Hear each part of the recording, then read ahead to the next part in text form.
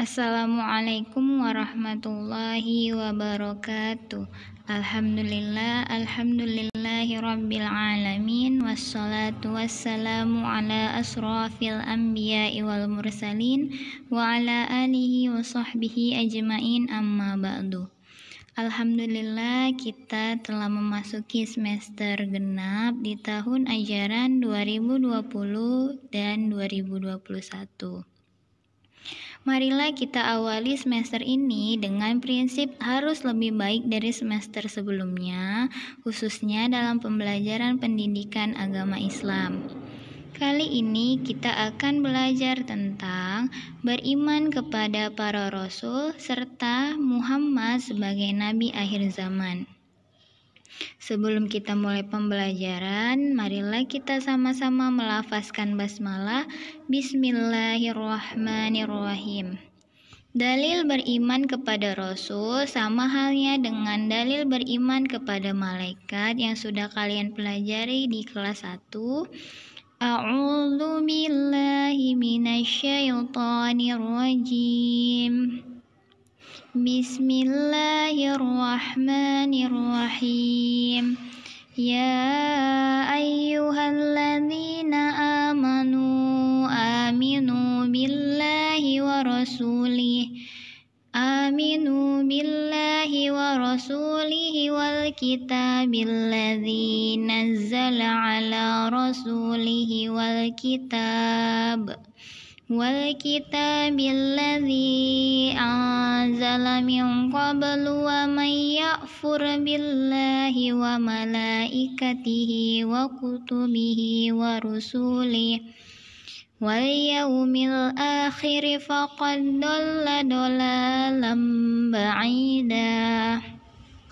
Wahai orang-orang yang beriman, tetaplah beriman kepada Allah dan Rasul-Nya dan kepada kitab yang Allah turunkan kepada Rasul-Nya, serta kitab yang Allah turunkan sebelumnya. Barang siapa yang kafir kepada Allah, malaikat-malaikatnya, kitab-kitabnya, rasul-rasulnya, dan hari kemudian, maka sesungguhnya orang itu telah sesat sejauh-jauhnya.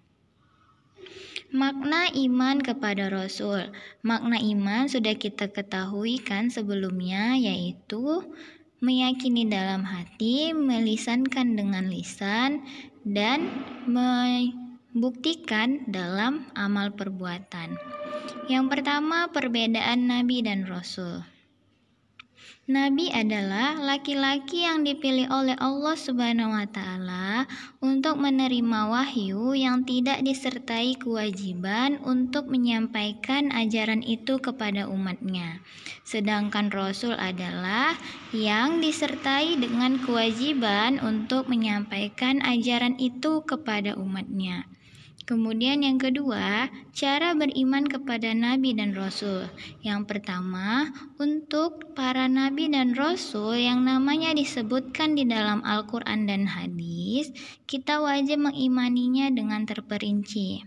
Kemudian untuk para Nabi dan Rasul yang tidak disebutkan dalam Al-Quran dan hadis, kita hanya wajib mengimaninya secara umum saja.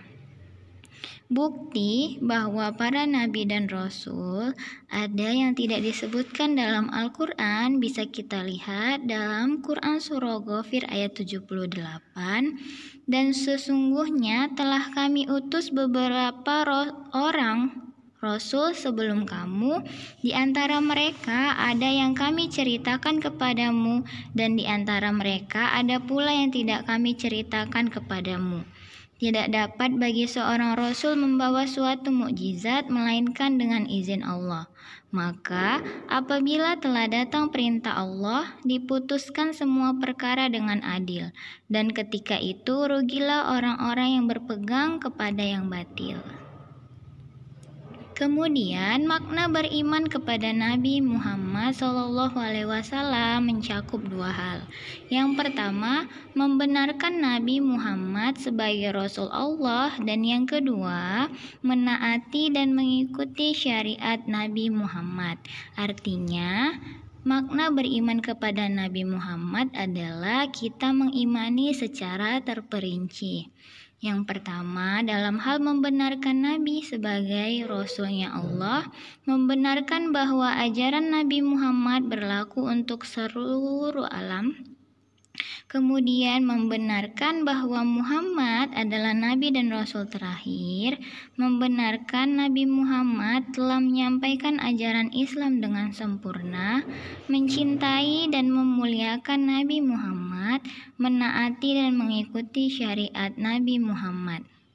Kemudian, dalam hal menaati dan mengikuti syariat Nabi Muhammad SAW, beriman kepada Nabi Muhammad tidak hanya dengan mengakuinya sebagai Nabi dan Rasul, tetapi harus disertai dengan menaati dan mengikuti ajaran yang dibawa oleh Nabi Muhammad sebagai bentuk cinta dan memuliakan Nabi Muhammad SAW.